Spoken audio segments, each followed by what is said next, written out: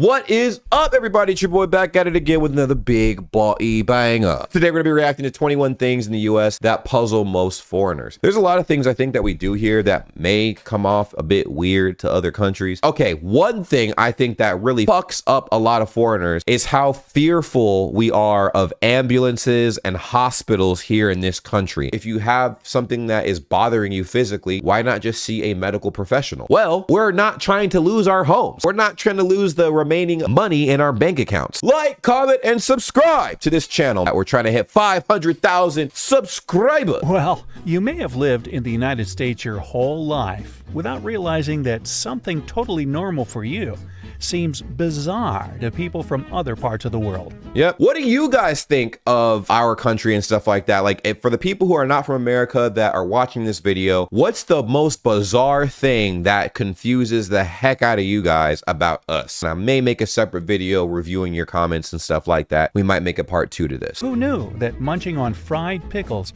in a highly air-conditioned room was so outlandish? Fried pickles are fire, though. Have you had fried pickles before? Fried pickles are gas, bro. I honestly knocked the idea of fried pickles. Then I had some myself. Woo! Fried apples. Have you guys had fried ice cream? I know it sounds weird, but it is very good. Well, here are some other highly entertaining Americanisms I've gathered.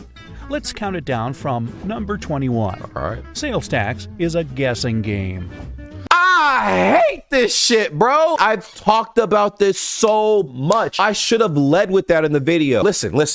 When you go to any grocery store here and you see a price, I'll use this specifically when purchasing, well, anything, but you'll notice it the most when you buy items that are in the hundreds of dollars. So we'll just say the PlayStation 5. You go and buy a PlayStation 5, it says $399.99 on the price tag. This has bothered me since I was a child. Why the fuck am I paying $400 plus as dollars when I get to the cash register when on the price tag itself it says $399.99? How hard is it to include the sales tax in the fucking price? We're in the 21st century. We have the technology to have a computer do the math for us and slap it on a price tag. Let me tell you something, guys. I always reference my time in Korea because that's the only experience I've had outside this country. But let me tell you, as much as America loves to talk shit about other countries, bruh, the one place that we're absolutely fucking up is our price tags. Because people think we always have to do some mental calculation and shit when we go up there and pay for some shit. Or we always have to have 10 to 50 plus dollars over what the actual price is when we're buying stuff from a grocery store. That bothers me, bro. The fact that we go in, we get like a bag of rice, that shit is like $10.99, and then we get up there, the bag turns out to be $11.16 or some goofy shit. Like, that doesn't make any fucking sense to me. Put the price on the goddamn price tag. When you go shopping in the US and see a price tag that says $14.88, it's not actually $14.88. don't expect to pay $14.88 at the register. Hell nah, bro. Just like you saw, notice he said $14.88. Look at the price tag, $16.14. Bamboozled, and we're just cool with that shit. 88 at the register. Sales tax is not included in the price of an item.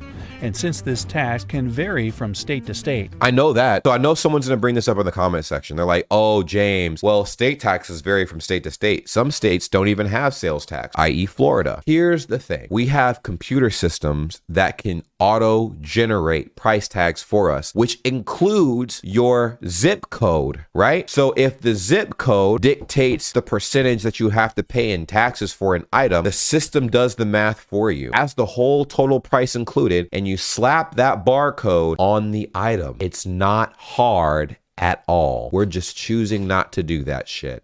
Figuring out your total can turn into the ultimate mental math challenge. And it doesn't have to be. That's the thing. It doesn't have to be like that. In many European countries, the sales tax is already included in the price. Exactly. And the sales tax might be through the roof out there, but you'll never know because it's included in the price. What you see is what you pay. It's known as a value-added tax, or VAT. Number 20.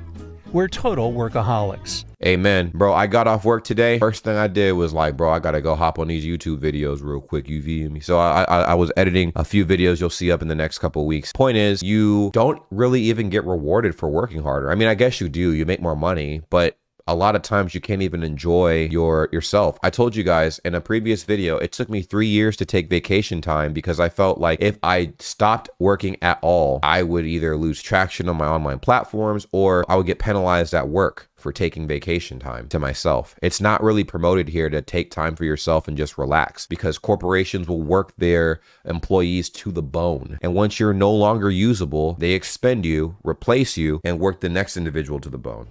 A lot of Americans don't feel the need to take long vacations, so they often let vacation and sick hours pile up without ever using them. I told you I saved up 120 days of vacation days. Plus, most employers only give you 2 weeks out of the year. True, but I'm in the military, so we get 30 days a year and we can stack up to 60, but during the pandemic, we were given permission to stack up to 120. So your boy did that, and I wound up using 2 months of leave eventually. But in a lot of other countries, like Brazil or Finland, workers are encouraged to take an average of 30 days of vacay. That's cool. Wow.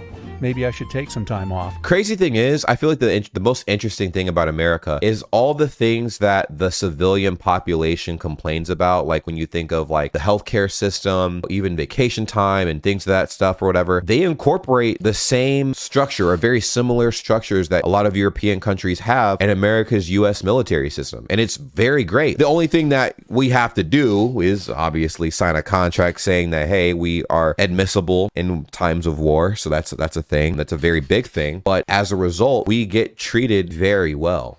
Or perhaps I'll just keep waiting. 19.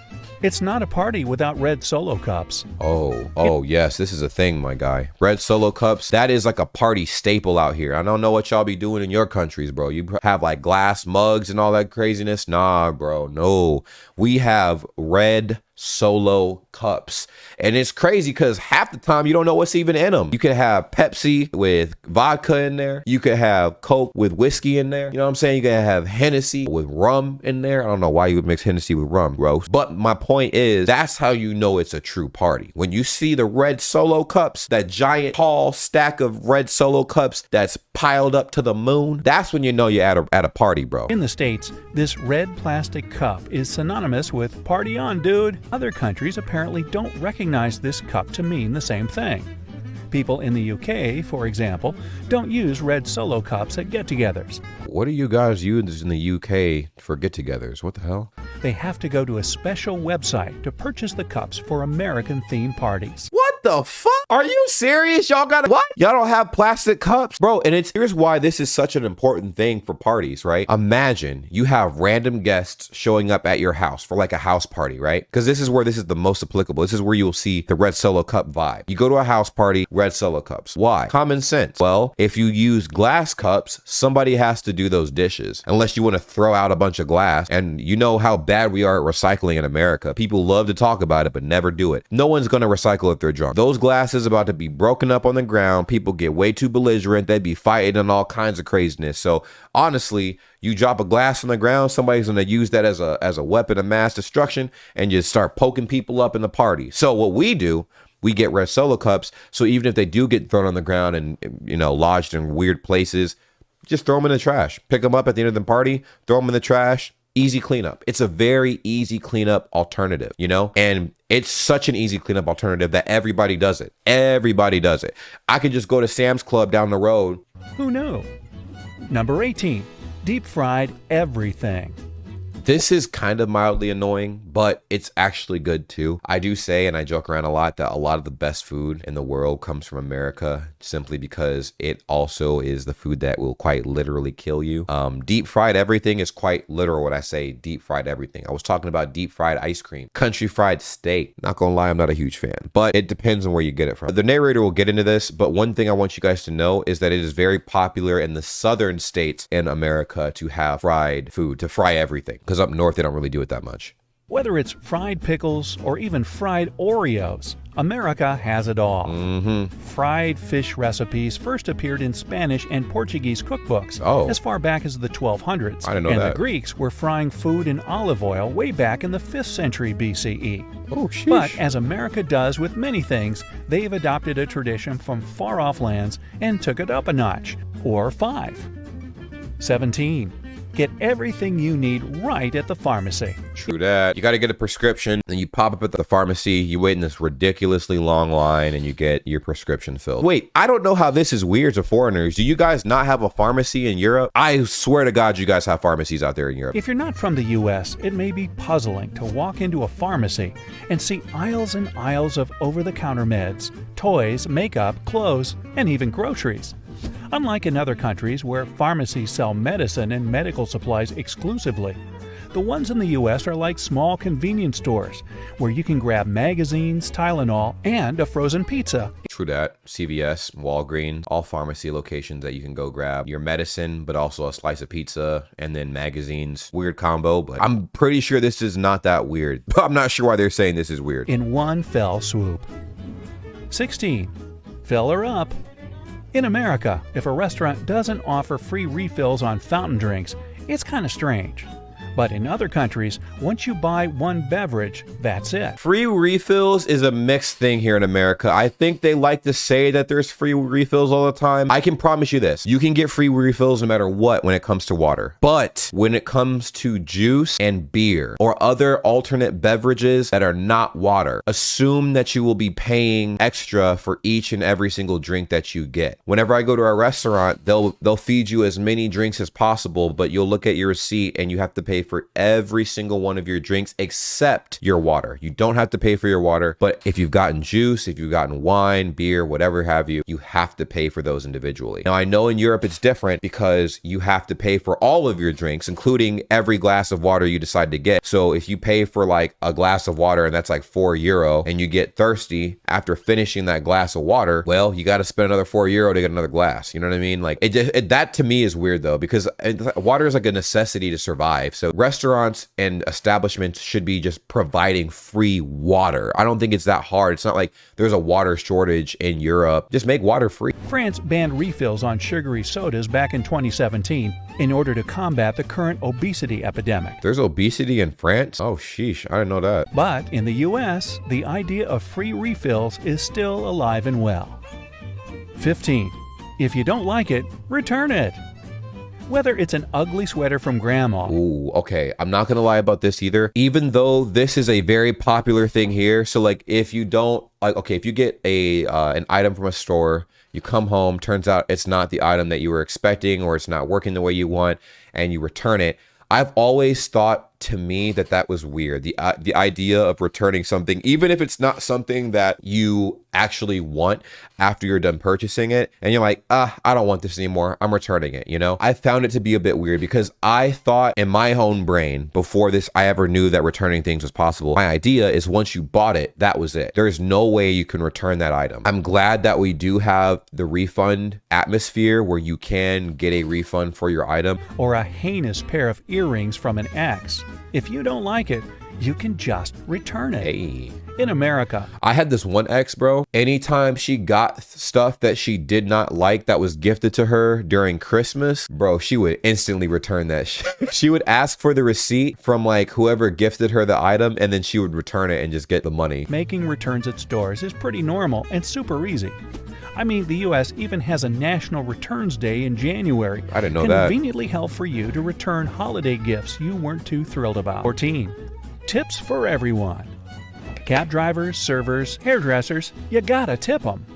Okay, here's the problem with this, guys. America has found a way to treat their server and certain personnel like trash, like scum of the earth, especially servers here. Servers in the US on average make between $2 to $5 an hour. That should be a federal crime because we talk about, exploitation and stuff like that. That is a form of exploitation in my opinion. It's not required for the customer to tip. It's not required. If it was a requirement, then the $2 to $5 an hour thing, that's fine. I can live with that because it would be required for the customer to pay a tip fee. It would be required, but it's not required. It's totally optional. So here's my complaint. Every single person that watches this video, hear me out. I'll be as articulate as I can with this issue because I have had a problem with this. If you are a server, you are at the mercy of the customer. And here's what I'm saying. You could get the customer exactly what they want, expedite their meal, go above and beyond to make sure that they're taken care of, all to not get tipped and only get paid $2 of your hard worked time. And that bothers me. Are acceptable for almost any service in the U.S.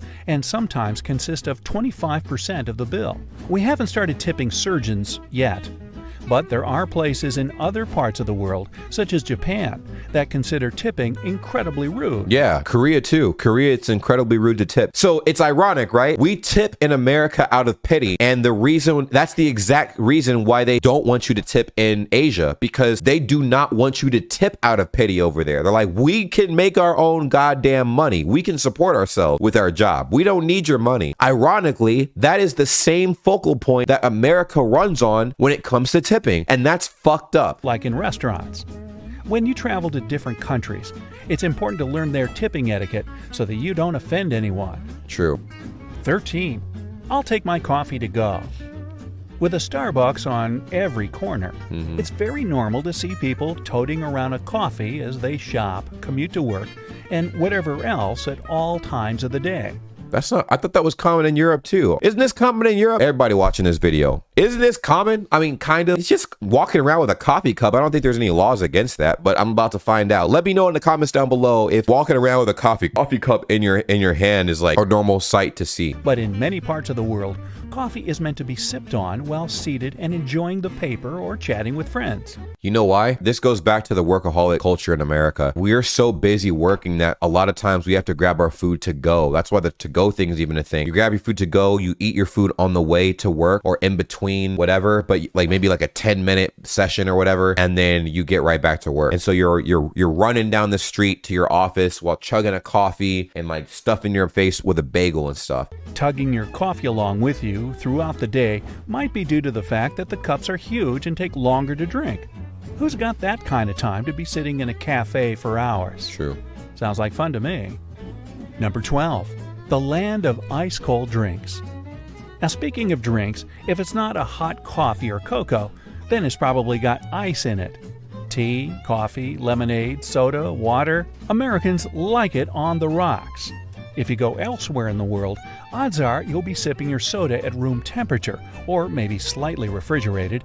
I say this all the time. So a lot of times people get blah-de-blah on the rocks and whatever. I know we like that cold, refreshing feeling, but the reality of it all is you're actually getting more of what you paid for when you don't have ice in your beverage to displace the actual drink you paid for. You're not paying for ice, you're paying for the beverage. If I paid for soda, I want my cup filled to the brim with soda. If you don't specifically ask for ice. Number 11. Keeping the AC on at all times. Americans must have an aversion to being hot. In many parts of Europe, people simply don't use air conditioning as much. And I'll never understand that. Imagine being Mother Nature in your own home. Imagine having the power to control the weather inside your humble abode where you rest your eyes at night or you eat your dinner. Because I've been in some situations where the AC either didn't work or it was set at one temperature that was too hot. The AC, by the way, they're like, oh, it's cool, it's chilly. I'm like, no, it's not chilly, bro. It's lukewarm in this room and I'm burning up. My body heat is ridiculous. If I'm in the room is gonna heat up because my body gives off so much heat, bro. I need the room to be cold. My house feels like the Antarctic. Much as they do in the States. Here, it's expected to always have the AC blaring, and a lot of visitors find it pretty strange and quite chilly. But come on, it makes sense. If you're cold, you can layer up. If you're hot, all you can do is suffer and complain about it. Number 10. Looking at dollars is a snooze fest. I remember going to Europe for the first time and thinking their banknotes looked like Monopoly money. And I guess literally, bro, I said the same. Sheesh. Well, not about Europe, but definitely about Korea. Like it reminded me of like play Monopoly money, like the colors of the dollar bills and stuff, and just how they looked. I'm like, this could be play money, man. Like this looks fake. A lot of countries have bills of different colors and sizes depending on the value, like Swedish krona and Russian rubles, but not in the U.S. It's all greenbacks, baby. Sure, 10s look a little yellowy, 50s are kind of pinkish, and Benjamins seem bluer than the others. But still, US dollars definitely aren't as fun and rainbowy as other currencies. Nah, man, they want you to be very clear. Money is that green, Number 9, giving a thumbs up. In America, oh, while we're on the topic, make sure you guys thumbs up this video. Even little kids know a thumbs up means good job, way to go, or anything positive like that. But if you travel to Greece or the Middle East and give this common American gesture, you probably won't make too many friends. Just let the middle finger out there. I feel like somebody intentionally did that just to spite a thumbs up in America, bro. Hey, how about giving this video a thumbs up for the Hey, how about y'all give this video a thumbs up for the YouTube algorithm? Let's go. Useful tip. Number 8, the date writing conundrum. So many visitors to the U.S. get really confused by the month, day, year thing. I get confused too. So the military writes their dates different, right? Sometimes the military does day, month, year. So 1 May, right? And the month will be written first 3 letters of whatever that month is. So then there's another format in the military they use. It's the year, the month, and then the day, like one right after the other. But then in school and normal formatting in America, it's month, day, year. So there's 3 different ways you can write this format here. And then in Europe, it's like, y'all do it so fucking weird, bro. It be throwing me off, dog. Like y'all be doing 24/12/2019. Y'all do day, month, year, which doesn't seem to be a big change, but it throws me off because I'm like, you got 24 months in a year, bro? What the hell? God damn. Because most parts of the world write the day, then the month, then finally the year. True. There's no clear historical reason why the U.S. insists on writing the day differently, but we just do. Number 7. We probably just did that to spite England when we fucking did that whole Revolutionary War type shit. We're like, man, look, we don't want nothing that got to do with England, including the way we write our dates. Baby showers. Many cultures celebrate a new baby coming into the world, but America is one of the few places that does this before the baby actually gets here. Baby showers are useful because you have a baby shower to hopefully get gifted the items you don't have to buy later on for the baby, whether that be diapers, whether that be toys, things of that nature, all that stuff, blah, blah, blah. However, it is still weird.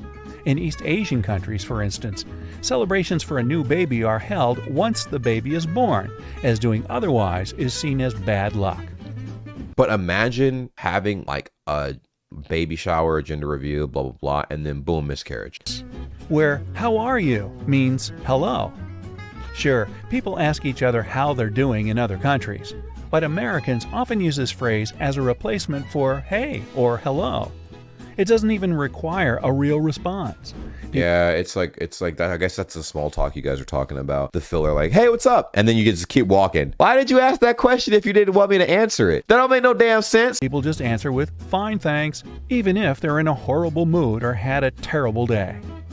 Ask that question in Germany and they'll tell you exactly how their day went. 5. Bathroom stalls that aren't so private.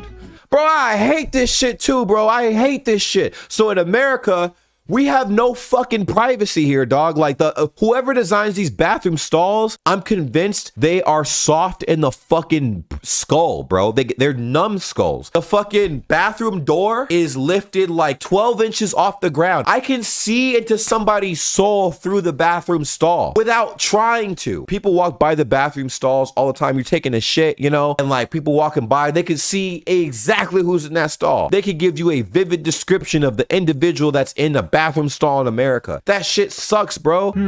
Don't like doing your business in front of complete strangers? Americans don't either, of course, but the fact that bathroom stall doors often reveal as much as your entire lower leg seems... Literally, bro. You can see people's entire calf muscle. And also, like I told you, the gaps in between the actual door, bro, you can look through that shit and see people. People could look through that shit and see you. Just walking by real quick, they could just snap their head and go, whoo, I know who's in that stall. To say otherwise. There's no clear reason as to why there's this big gap in public bathroom stalls here. It's dumb, bro. But many guess it's for safety reasons or ventilation. They need to miss me with that safety reasons bullshit, bro. No, it's not. Just saying. Number 4. No one uses their inside voice. A lot of my friends who are visiting or moved to the U.S. tell me that locals speak so loud compared to other countries. I talk about this too in a video that I haven't even uploaded yet. I probably uploaded it by now, but reason why we talk very loud is because we require more personal space. In other countries, I've noticed that it's very common for people to be right up in each other's grill, like inches away from the other person's face. In that case, there's no reason to be loud. Whether it's talking on your cell phone or chatting with a friend over lunch, Americans seem to really like projecting their voice. I don't know. Maybe we just want to make sure we're heard. That's true. People here have the mentality that the louder you are, the more guaranteed you are to be understood by other people. The loudest person in the room is typically not the most understood. Number 3. It's all about choices. Walk into any grocery store aisle and you'll notice at least 10 different options for cookies, crackers, or cereal. Isn't that every other country too? What are we talking about? If you go to a grocery store in any other country, don't they have options? People in the UK don't have these many options for food. Okay, that's why America left, bro. We're like, peace, y'all ain't it. But they still have options. You'll almost never find anything in grape flavor there. I'm not gonna lie, bro. England was one of the least desirable places for me to travel, just because I don't know. There was nothing exciting about England. It just, to me, hey, for all my people from England, I love y'all. I love y'all. To me, I just thought England was boring, bro. Number 2, hopping into the back seat of a cab. When getting into a cab, it's customary in the States to scoot on into the back seat. Yeah, Europeans be bold as shit, dog. Y'all be sitting in the front of the taxi cab right there with them. They're like, hey, what's up? Take me to my destination. Fast. But in countries like New Zealand and Australia, riding anywhere but shotgun can be a little rude. Number 1, that classic American smile. Do we smile different or something? We probably just have good teeth. That's what it is. In the U.S., people aren't afraid to be nice and show their pearly whites all the time. And according to a 2015 study at Brown University, because America has always been a very diverse country, it forced people to smile at each other more since they couldn't always communicate with language. Yo, bro, and sometimes that should be awkward as fuck, especially when there's a miscommunication between parties. Let's say like you have someone that speaks one language and another person that speaks a different language. You both live in America and you just be smiling at each other like, it is a little creepy. I like the fact that we smile out here.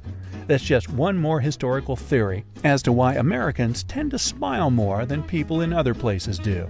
Or maybe we're just, friendlier. What are some things that we do in America that just have y'all scratching y'all skulls?